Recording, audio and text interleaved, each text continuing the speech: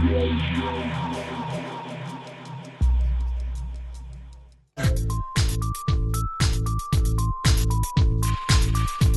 Western world has been fascinated by Islamic art for many years, and now London's Victoria and Albert Museum has opened its doors to a permanent Islamic exhibition right here at the Jamil Gallery. Some of the most celebrated and exciting pieces of work from the world of Islam have been brought together in one unique space for the first time ever in a landmark exhibition. There are over 400 objects displayed here, including ceramics, carpets, textiles, woodwork and glass, dating back to the 8th and 9th century. I wanted to learn why the V&A was so keen to put Islamic art in such a mainstream space. So how significant is it to dedicate a whole wing to art from the Muslim world? The V&A is a very, it's a solid institution. It values Islamic art. It opens up basically a door really to anybody who comes to London to just see or just get snippets and glimmers of what Islamic art really is about. I mean, there's no doubting the fact that traditional Islamic art is eye-catching because it's beautiful. It's objectionably speaking beautiful. The figures, the shapes, the colours, all of that really makes Islamic art definitely turn your head. And do you see a day where modern Islamic art could be displayed somewhere like here, the V&A? Yeah, I think so. I do see that day. And if people are producing work that has that essential quality of timelessness, I think, yeah, definitely it could find a house in a place like this.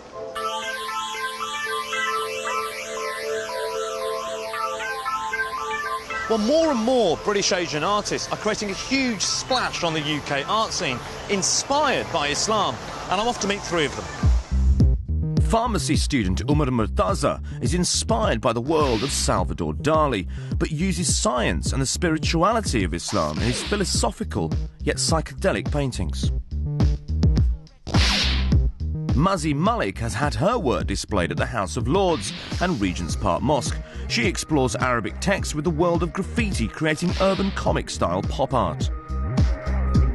Hassan Rasool fuses traditional calligraphy and Quranic texts with digital images, creating some breathtaking canvases. It's safe to say, I think, I've never seen Muhammad written like that before. I wanted to dissect, basically, the chemistry of one of the greatest people on this planet, who's the Prophet Muhammad, and I just wanted to sort of show to the viewer that this chemistry is also your chemistry. And so there's some sort of an emotional bond which is made between the viewer and the man himself. You see him as a human being, but you also recognise the greatness which lies within yourself. And really, that was the sort of the spirit behind creating that piece.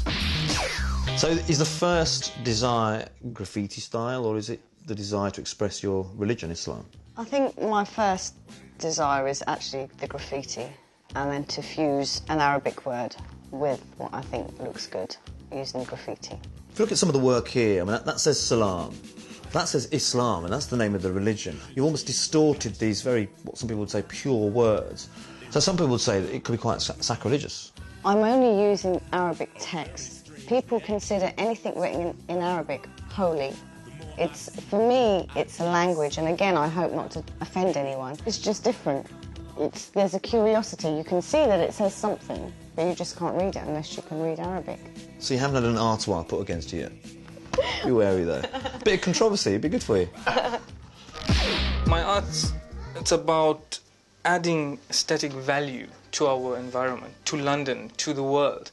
There is indeed a religious concept behind it. In fact, I don't do any piece that doesn't have some sort of depth, because if it doesn't have meaning, then to me it's worthless, it's in vain. As you can see here, clearly there's a touch of traditionalism, but if you bring it into this area here, immediately there's a sort of an avant-garde modern twist. This picture of mine is called British Muslim. As you can see, I've used the Arabic text so you can see the meen, the sir, the lam, and the meen, which actually reads Muslim, and then the Union Jack coming through it, so it reads British Muslim. It's my identity, really. It's everything that I am. If ever there was a time, like in recent times, to have a bit of a positive PR campaign for Islam, this could be the start of it. Well, I'm very proud of the Union Jack. very proud of being British as well. I mean, there are a lot of people who, you know, being Asian or of colour, would not wear anything that represented the Union Jack on it. But I'd be very happy to wear this. I don't see the Islamic side of it, first of all. It just looks like a very funky, psychedelic, Dali-esque painting. This was my very first Islamic piece I created, and I think I was probably stepping outside of Dali's mould and starting to give my work some sort of a meaning.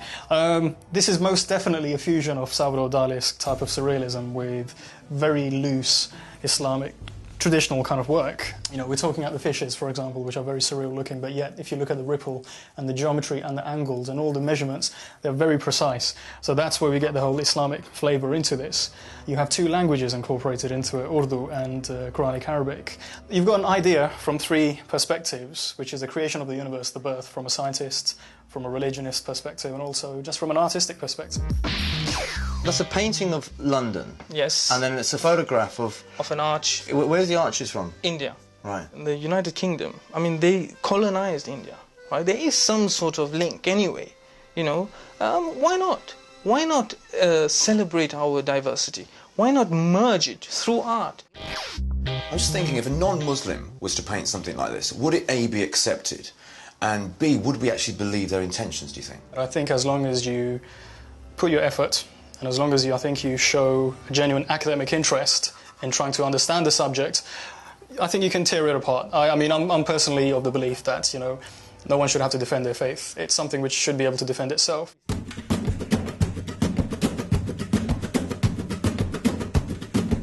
Our three artists showcase their work at Emerald Network in London as part of an emerging generation of talented young Muslims who are inspired by their religion. There is a need for us to reflect, you know, the modern Islam, and this is a perfect example of it. But do you mean this is your work, is it? Yeah, that's right. Now, obviously, from right to left, it's Allahu Akbar, yeah? But I can also see another word there. I don't know whether it's intentional. And by your surprise, obviously it's not. And I want to tell you this now, okay? The first thing I saw when I looked at that was Jesus. Well, it's the first time I've seen any Islamic art, so I'm quite impressed with what I've seen, and quite impressed. I'd like to see some more. I would definitely have this sort of work in my house, yeah. Sometimes modern art can go horribly wrong. Judging by some of the work on display tonight and some of the artists that we've met, it seems to me that modern Islamic art has a real purpose. I don't think I've ever seen so many young Muslim people discussing art in a room. Perhaps one day, some of this challenging work can be on display in the grand arena, such as the V&A, for everyone to see.